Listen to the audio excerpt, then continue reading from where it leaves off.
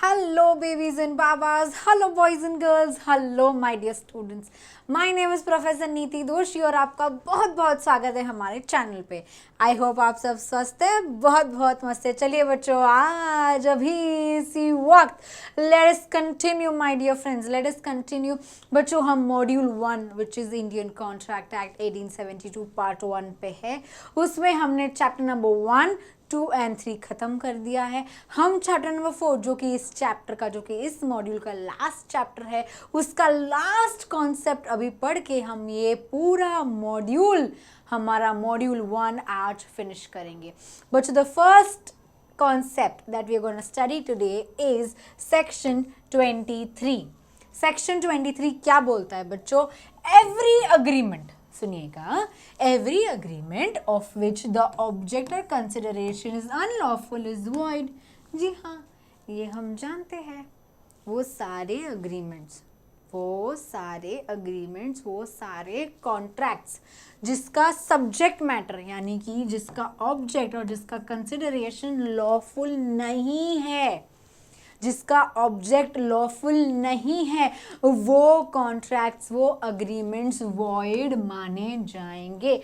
Void यानी जिसका कोई इफेक्ट जो कोर्ट ऑफ लॉ में आप एनफोर्स नहीं करवा सकते हैं, यानी कि वॉइड है. बच्चों, पढ़ लेते under section 23 lawful objects and lawful consideration. क्या बताता है? द कंसिडरेशन और object of an agreement is lawful unless the first point is बच्चों, it is forbidden by law.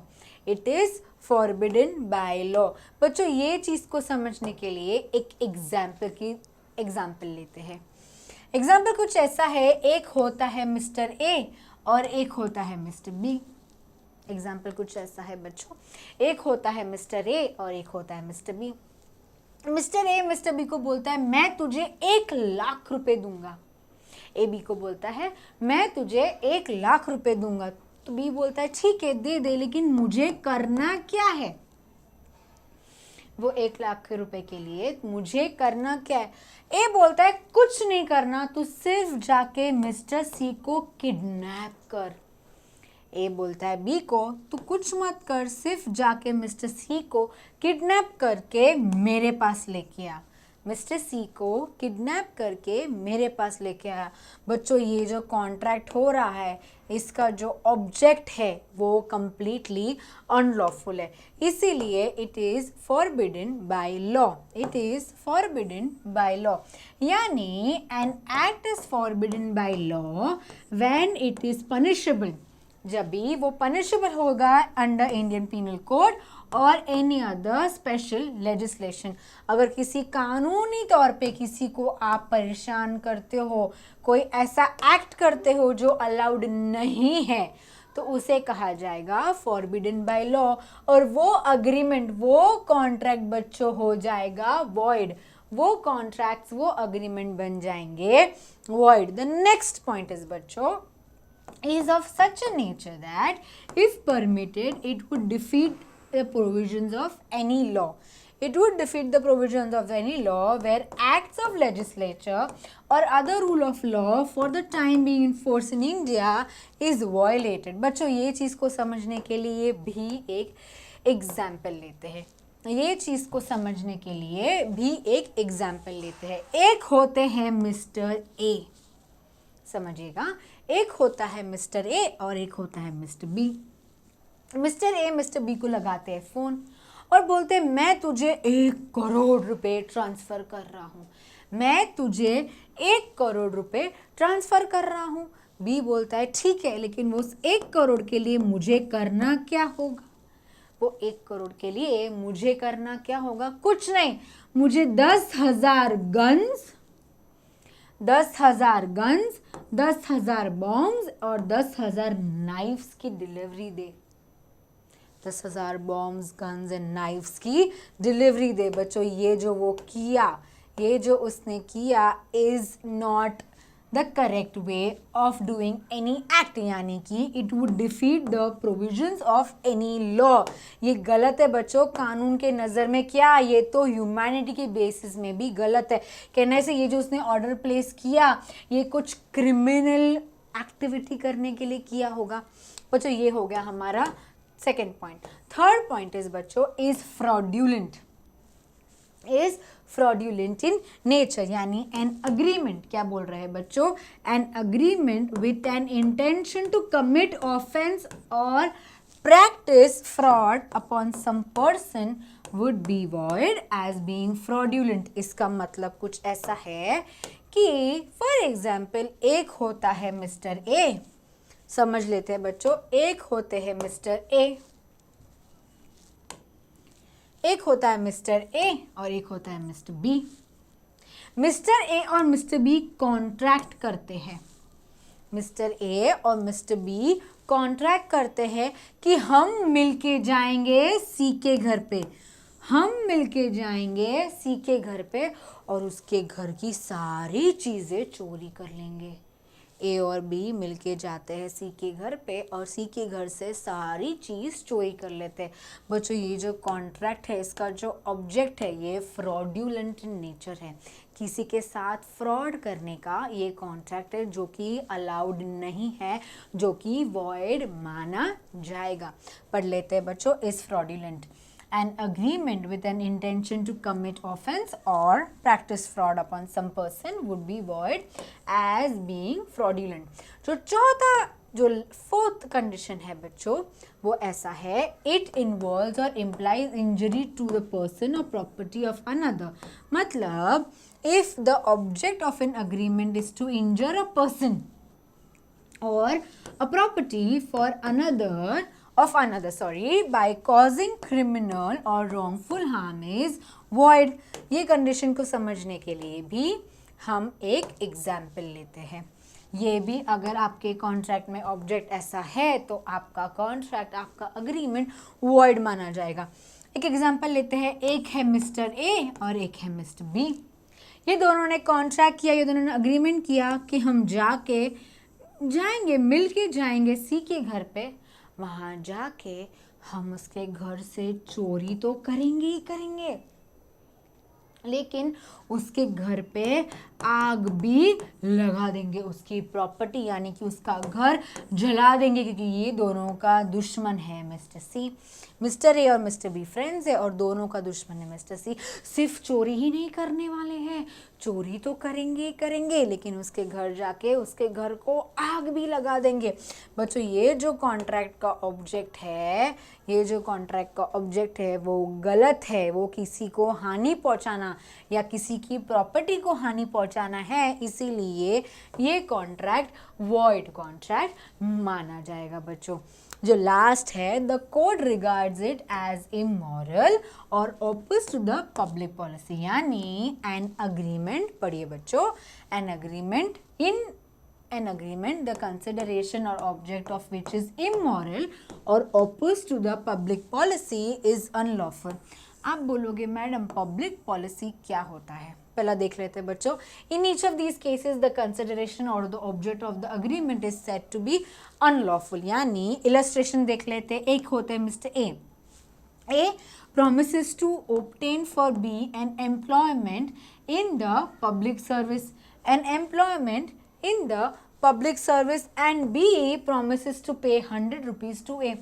बच्चों पब्लिक ऑफिसेस यानी कि गवर्नमेंट जॉब ये बिकाऊ थोड़ी होती है, इसे तो आपको अच्छे क्वालिफिकेशन के साथ हासिल करना होता है। ये बोल रहा है कि मैं तुझे पब्लिक ऑफिस में जॉब यानी कि गवर्नमेंट जॉब दिला दूंगा, तू मुझे पैसे दे दे। बच्चों आप बताइए क्या ये लीगल है? आप बताइए बच्चों क्या ये लीगल है? ये अग्रीमेंट हो जाता है वॉइड, ये लीगल नहीं है। नेक्स्ट है बच्चों अग्रीमेंट्स अगेंस्ट पब्लिक पॉलिसी, ये इम्पॉर्टेंट है, ये एग्जाम पॉइंट ऑफ व्यू से ये कॉन्सेप्ट इम्पॉर्टेंट है, ध्यान से सुनिएगा। अग्रीमेंट्स अगेंस्ट पब्लिक पॉलिसी, बच्चों पब्लिक यानी सोसाइटी, आप और मैं हम एक सोसाइटी का पार्ट है। अगर आप या कोई भी व्यक्ति, अगर आप या कोई भी व्यक्ति कोई कॉन्ट्रैक्ट करता है पब्लिक के, जनरल पब्लिक के भलाई के लिए, तो बहुत अच्छी बात है, तो वो कॉन्ट्रैक्ट वैलिड कॉन्ट्रैक्ट है। लेकिन अगर कोई व्यक्ति कोई कॉन्ट्रैक्ट यानी कि कोई अग्रीमेंट कर रहा है जिससे जनरल पब्लिक को यानी सोसाइटी को हानि यानी कि हम पहुंचा सकता है, तो ये अग्रीमेंट वैलिड अग्रीमेंट्स नहीं माने जाएंगे, ये अग्रीमेंट्स कंप्लीटली वॉइड माने जाएंगे। इसमें पहला पढ़ लेते हैं बच्चों, अग्रीमेंट्स अगेंस्ट पब्लिक पॉलिसी। क्या बोल रहे हैं? What is public policy? क्या बोल रहे हैं बच्चों? What is public policy? Whenever an agreement is harmful to the public welfare or interest, it would be void as being against the public policy. आप किसी को हानि पहुंचा रहे हो, public at large, general public को, सोसाइटी को, आप और मुझे अगर किसी अग्रीमेंट से हानि पहुंच रही है तो वो अग्रीमेंट वॉइड अग्रीमेंट माने जाएंगे। Public policy can not be precisely defined, is a वेग term when any agreement conflicts with the moral of the time and contravenes any established interest of the society, which is political, economical or social, is void as being against the public policy. अगर आपका contract against the public policy है तो वो contract void contract माना जाएगा। आगे बढ़ते हैं बच्चों। Agreements against public policy are void. The following are the agreements have been held to be against the public policy. अब ये जो agreements आप टाइप देखने वाले हो, ये सारे agreements कंसिडर किए जाएंगे against the public policy। क्यों मैडम? क्यों वही तो पढ़ने जा रहे। तो पहला टाइप का अग्रीमेंट है जो completely against the public policy माना जाएगा, वो पहला अग्रीमेंट है बच्चों, ट्रेडिंग विथ एन एनिमी। क्या माना जाएगा बच्चों? Trading with an enemy. बच्चों एनिमी का मतलब तो हम सब जानते हैं, एनिमी यानी कि दुश्मन। एनिमी यानी कौन? दुश्मन। एक ले लो एग्जाम्पल, एक है मिस्टर ए। ये कौन है? Mister A. एक है मिस्टर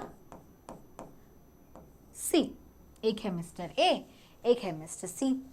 मिस्टर ए है इंडियन यानी हमारे देश का रहवासी, ये है इंडियन, और ये है चाइना से। Mister C belongs to China.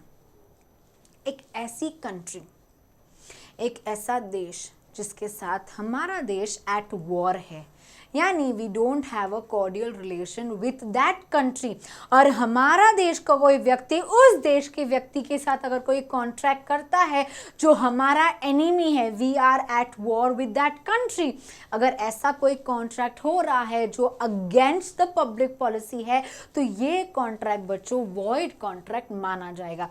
ये कॉन्ट्रैक्ट बच्चों वॉइड कॉन्ट्रैक्ट माना जाएगा। अगर आपको कोरोना डेज याद है, आप 2020 2021 अगर आप याद करते हो तो सोचिएगा उस पर्टिकुलर ईयर में हमने चाइना के प्रोडक्ट्स बैन कर दिए थे। हमने उस सालों में चाइना के प्रोडक्ट्स खरीदना बंद कर दिया था because we were at war with that country. इसीलिए अगर आप किसी और देश के व्यक्ति के साथ कॉन्ट्रैक्ट करते हो जो देश के साथ हम एट वॉर है, तो वो कॉन्ट्रैक्ट बच्चों अगेंस्ट द पब्लिक पॉलिसी माना जाएगा। पढ़ लेते हैं बच्चों, all agreements made between the citizen of alien countries. Citizen of alien countries or where two countries are at war with each other are considered void, illegal and inoperative। यानी अगर उस साल में आपने वो देश के साथ यानी कि चाइना के साथ अग्रीमेंट किया होगा, जैसे कि एग्जाम्पल में ए ने सी के साथ अग्रीमेंट किया उस साल में जब भी हम एट वॉर थे उस देश के साथ, तो ये agreement against the public policy माना जाएगा। बच्चों the next concept is champerty and maintenance. समझने के लिए एक एग्जाम्पल समझते हैं। इस कॉन्सेप्ट को समझने के लिए हमें एक एग्जाम्पल लेना पड़ेगा। बच्चों एक एग्जाम्पल है जिसमें एक होता है मिस्टर ए, एक होता है मिस्टर बी। मिस्टर ए और मिस्टर बी के बीच में एक कॉन्ट्रैक्ट हुआ, mister A and mister B के बीच में कॉन्ट्रैक्ट हुआ। किस चीज़ का कॉन्ट्रैक्ट हुआ हम नहीं जानते। समहाउ ये कॉन्ट्रैक्ट मिस्टर बी फुलफिल नहीं कर पाए। मिस्टर ए को आया गुस्सा, मिस्टर ए ने फाइल कर दिया सूट। मिस्टर ए ने बी के खिलाफ फाइल कर दिया सूट। वो गया कोर्ट में, उसने केस फाइल कर दिया। बच्चों केस तो फाइल कर दिया, लेकिन तारीख पे तारीख, तारीख पे तारीख, तारीख पे तारीख होती गई।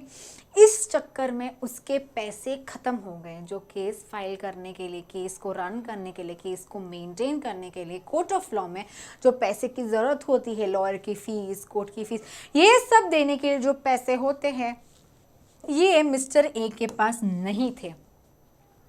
मिस्टर ए मिस्टर सी के पास जाता है। मिस्टर ए मिस्टर सी के पास जाता है, बोलता है कि मेरे पास पैसे नहीं हैं ये केस को मेंटेन करने के लिए, मेरे पास पैसे नहीं है ये केस को मेंटेन करने के लिए, इसीलिए क्या तुम मुझे पैसे दोगे?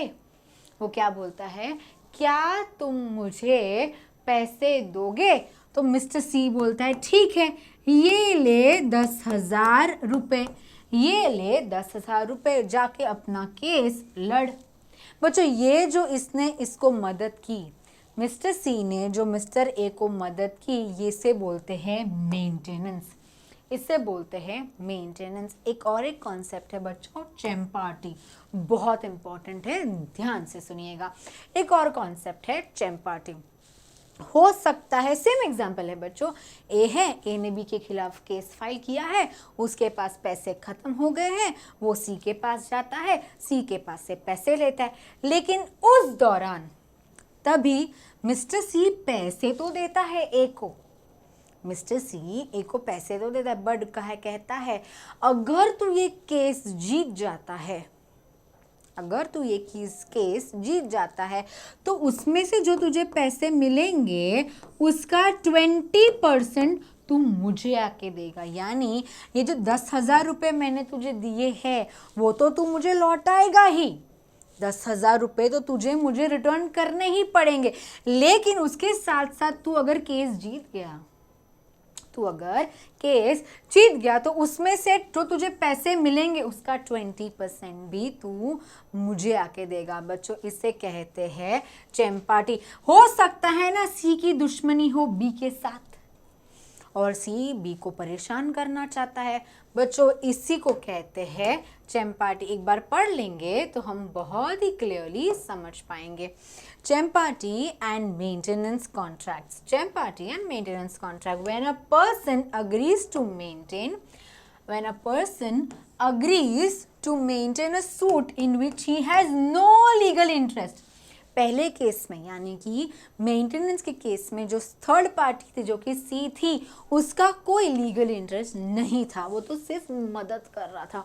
फॉर इट्स प्रोसिक्यूशन और defence the proceeding is known as maintenance, proceedings is known as maintenance, where the person bargains for a share, where a person bargains for a share in the proceeds to be ultimately decreed in a suit in return of assisting another to bring an action is known as champerty. Mister C जो कि loan दे रहा था mister A को, वो बोलता है कि mister A अगर तू केस जीत जाता है तो उसमें से भी मैं पैसे लूँगा, उसमें से भी 20% मैं लूँगा, इसे कहते हैं चैम्पार्टी।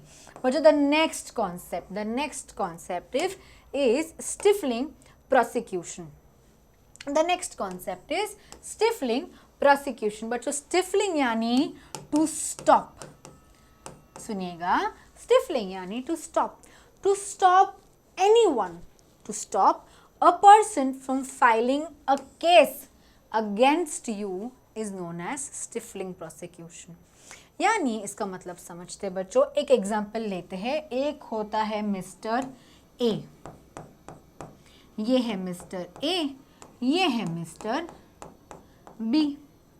मिस्टर ए ने एक मर्डर किया है, मिस्टर ए ने एक मर्डर यानी कि क्राइम कमिट किया है। ये क्राइम वो जब कर रहा था बच्चों, ये सिर्फ एक एग्जाम्पल है, ये जब ये क्राइम कमिट कर रहा था तभी बी ने उसे देख लिया, मिस्टर ए को पता चल गया, हाय अल्लाह मैंने ये जो क्राइम कमिट कर दिया है वो कोई नहीं जानता पर मिस्टर बी तो जानता है ना, तो मिस्टर ए डर गया, इसीलिए वो बी के पास जाता है और बी को एक करोड़ रुपए देता है।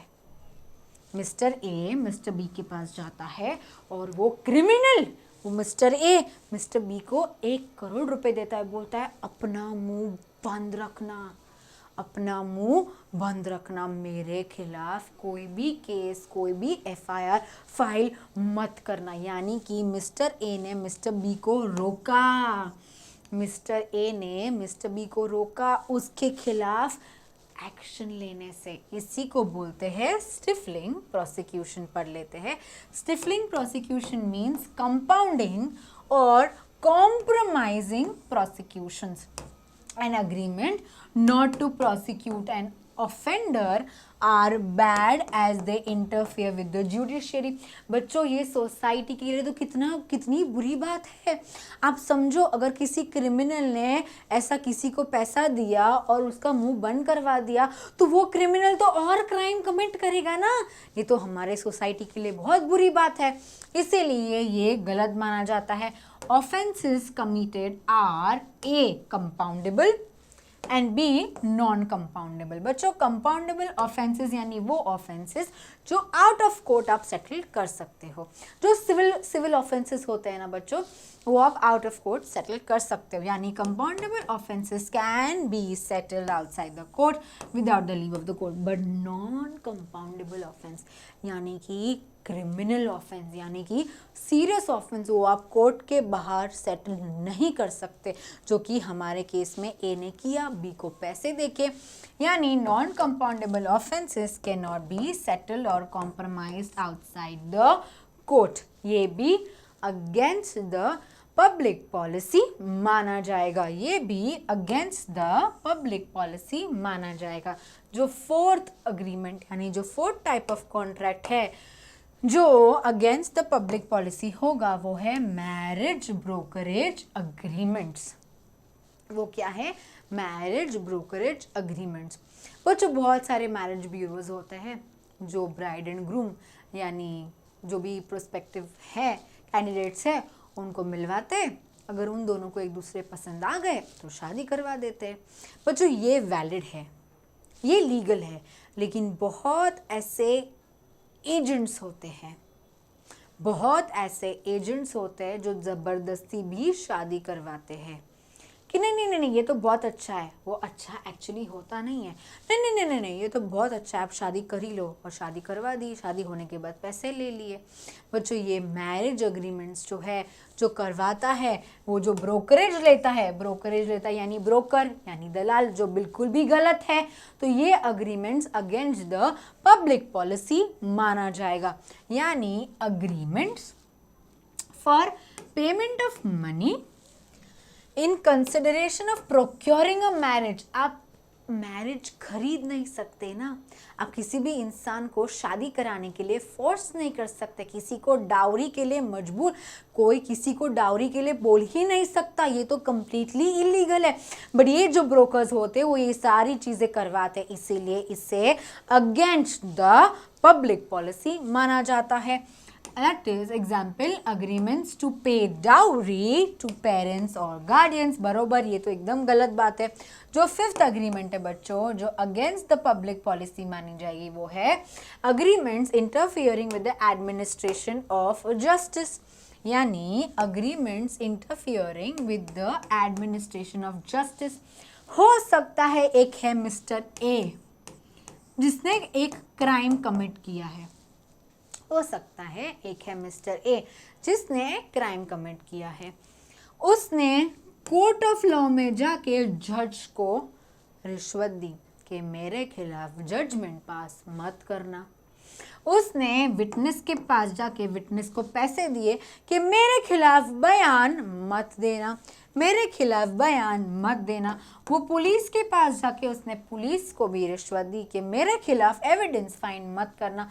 बच्चों ये जो आपने किया ये आपने अगेंस्ट गए, आप इंटरफियर किया कि इसमें एडमिनिस्ट्रेशन ऑफ जस्टिस में आपने इंटरफियर किया। यानी any agreement which obstructs the ordinary process of justice is unlawful. आप ये नहीं कर सकते, आपने ये against the public policy एक agreement किया है जो नहीं चल सकता. The next point is बच्चों, agreements tending to create interest against duty. Agreements tending to create interest against duty. इसको समझने के लिए भी एक एग्जाम्पल लेते हैं. एक है मिस्टर ए, जो कि बहुत ही रेप्यूटेड और बहुत ही बड़े बिल्डर है, जो बहुत ही बड़े और बहुत ही रेप्यूटेड बिल्डर है. वो जाते हैं मिस्टर बी के पास, जो कि उनके एजेंट है, मिस्टर बी मिस्टर ए के एजेंट है. उसने इसको काम दिया कि मुझे एक बहुत ही बड़ी बिल्डिंग बनानी है, तू जाके अच्छे आर्किटेक्ट्स को ढूंढ के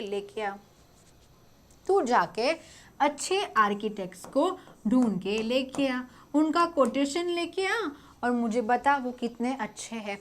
मिस्टर बी ठहरे है एजेंट, मिस्टर बी एजेंट है. उसने एक मिस्टर सी को फ़ोन लगाया, और कहा हेलो आप तो आर्किटेक्ट है ना? हाँ आर्किटेक्ट है, मैं आपको एक बहुत बड़ा कॉन्ट्रैक्ट दिलवा सकता हूँ. बी यानी एजेंट बोलता है मैं आपको बहुत बड़ा कॉन्ट्रैक्ट दिलवा सकता हूँ अगर आप मुझे 1 करोड़ रुपए दोगे तो. अगर आप मुझे 1 करोड़ रुपए दोगे तो कहना से ये जो बी का ऑब्लिगेशन था, बी का जो ड्यूटी था वो नहीं निभा पाया, इसीलिए ये जो कॉन्ट्रैक्ट इनके बीच में हुआ ये अगेंस्ट द पब्लिक पॉलिसी हुआ. पढ़ लेते हैं बच्चों. Agreements tending to create interest against duty. जो नेक्स्ट है बच्चों, agreements as regards sale of public office. बच्चों government jobs, government authorities, promotions, ये सारी चीज़ें बिकाऊ तो नहीं है. ये आप खरीद कैसे सकते हो? ये आप नहीं खरीद सकते. लेकिन अगर कोई अग्रीमेंट है जो सेल कर रहा है किसका? पब्लिक ऑफिस का, वो अग्रीमेंट्स, वो contracts against the public policy माना जाएगा, वो अलाउड ही नहीं है. पब्लिक ऑफिस यानी government jobs, government authorities, government positions, ये तो आपको क्वालिफिकेशन से मिलनी चाहिए, ऐसे ही कैसे मिल सकती है बच्चों? इसीलिए ये अगेंस्ट द पब्लिक पॉलिसी माना जाएगा. तो नेक्स्ट है बच्चों, agreements tending to create monopoly. बच्चों मोनोपोली यानी बोलूँ सिंगल सेलर. मोनोपोली यानी single seller and multiple buyer. Single seller और मल्टीपल बायर.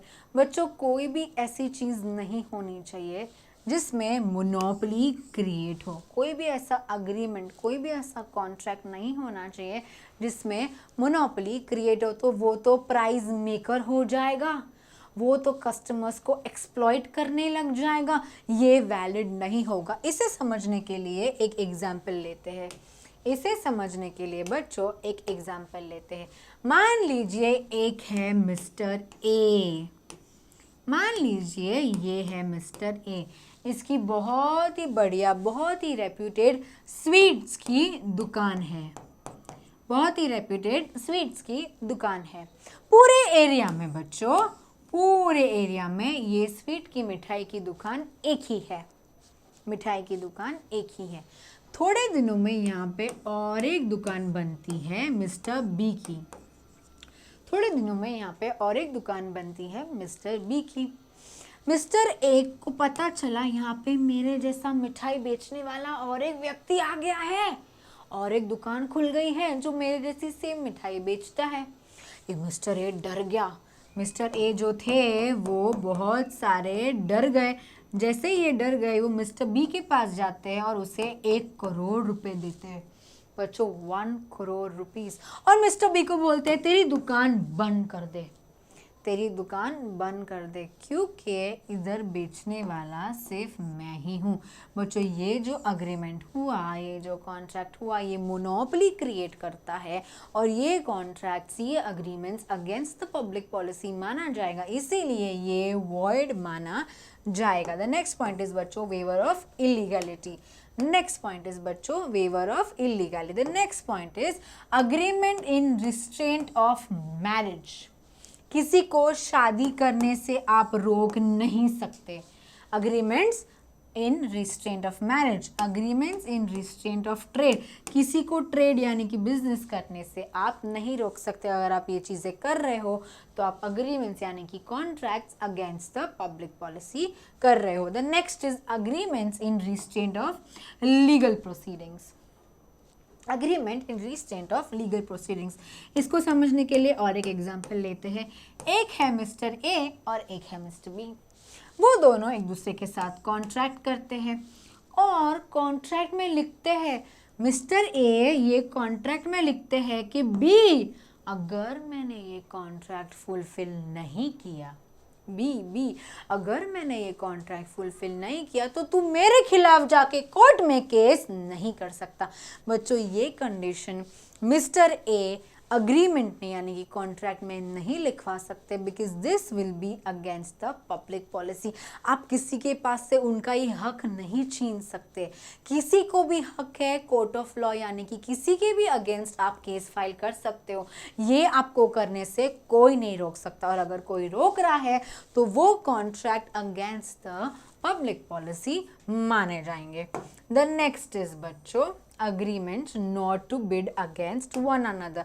बच्चों आपने ऑक्शन देखा है, आपने ऑक्शन यानी कि आपने बिडिंग देखी है, वहाँ पे जितने भी बिडर्स आए हुए हैं, वहाँ पे जितने भी बिडर्स आए हुए हैं, अगर वो लोग आपस में ही कॉन्ट्रैक्ट कर रहे हैं कि हम एक दूसरे के खिलाफ बिडिंग करेंगे ही नहीं, ये वाला बिडिंग तो मिस्टर ए ही जीतेगा, तो ये जो अग्रीमेंट, ये जो कॉन्ट्रैक्ट हो रहा है, ये भी अगेंस्ट द पब्लिक पॉलिसी हो रहा है। पढ़ लेते हैं, agreement not to bid against one another is unlawful. Agreement not to bid against one another is unlawful if the object is to defraud a third person. Agreements between all competent bidders at auction sale to form into a group and bring down prices is opposed to public policy. इस case में तो बच्चों bidding का auction का कोई मतलब ही नहीं रहा है ना। जो एक्चुअल वैल्यू, जो एक्चुअल प्राइस बिड होनी चाहिए थी वो तो हुई नहीं, क्योंकि सारे बिडर्स ने आपस में कॉन्ट्रैक्ट कर लिया। ये तो बिल्कुल गलत बात है बच्चों, ये भी अगेंस्ट द पब्लिक पॉलिसी माना जाएगा। द नेक्स्ट पॉइंट इज बच्चों, द लास्ट पॉइंट इज बच्चों agreement between the pleaders and the client. Agreement between the pleader and the client where client agrees to give a sum to his pleader according to the success of the matter. इसको समझने के लिए एक example लेते हैं। एक होते हैं मिस्टर ए जिसने बी के खिलाफ एक केस फाइल किया है। अभी वो केस फाइल किया है तो ऑब्वियसली उसने एक लॉयर को तो हायर किया ही होगा। वो लॉयर को बोलता है मैं तुझे फीस नहीं दूंगा, एग्रीमेंट करता है मैं तुझे फीस नहीं दूंगा। लॉयर बोलता है क्यों? मैं तुझे फीस तभी ही दूंगा अगर तू ये केस जीत जाएगा। बच्चों ये भी अग्रीमेंट वॉइड गिना जाएगा because this is against the public policy. बच्चों the last concept for this particular module is section 24। इसे भी समझने के लिए एक एग्जाम्पल लेते हैं, इसे भी समझने के लिए एक एग्जाम्पल लेते हैं। एक होता है मिस्टर ए, सुनिएगा, एक होता है मिस्टर ए और एक होता है mister B. Mister B manufacturer है, मिस्टर बी मैन्युफैक्चरर है, लीगल चीज़ें मैन्युफैक्चर करता है बट साथ ही में इलीगल चीज़ें भी मैन्युफैक्चर करता है। लीगल चीज़ें तो बनाता ही है बट इलीगल चीज़ें भी बनाता है। वो मिस्टर ए को अपने ऑफिस में काम करने के लिए हायर करता है। मिस्टर बी जो कि मैन्युफैक्चरर है of legal and illegal items, वो मिस्टर ए को हायर करता है, उसे सैलरी भी देता है। ये जो अग्रीमेंट हुआ जहाँ पे मिस्टर ए को लीगल चीज़ें भी करनी है और मिस्टर ई को इलीगल चीज़ें भी करनी है। तो ये जो अग्रीमेंट है जिसका एक पार्ट है वो इलीगल है और वो ओरिजिनल कॉन्ट्रैक्ट से सेपरेट नहीं हो सकता, तो इसे भी हम अगेंस्ट द पब्लिक पॉलिसी यानी कि वॉइड ही मानेंगे। एक बार पढ़ लेते हैं बच्चों, agreements void if consideration or object is unlawful in part। consideration यानी कि object जो भी है वो अगर पार्ट में भी अनलॉफुल है, एक पार्ट लॉफुल है एक पार्ट अनलॉफुल है, तो भी वो void ही माना जाएगा। पढ़ लेते हैं बच्चों, इलस्ट्रेशन है A promises to superintendent on behalf of B, a legal manufacturer of indigo and illegal traffic in other articles. B promises to pay A salary of rupees 10,000 a year. The agreement is void as the consideration is unlawful in part। भले वो legal चीज़ें भी बनाता है लेकिन वो illegal चीज़ें भी तो बनाता है ना बच्चों। तो ये जो अग्रीमेंट है, ये जो कॉन्ट्रैक्ट है, इसे हम void मानेंगे। Okay my dear friends, this brings us to the end of module 1, हमारा बिजनेस लॉ का module 1 which was Indian Contract Act 1872 part 1 हमने आज फिनिश कर दिया है। आई होप आपको सारी चीज़ें समझ में आई होगी। अगर आपको कोई भी डाउट्स है, feel free to reach out to us in the comment section. This is professor Niti Doshi signing off. Thank you.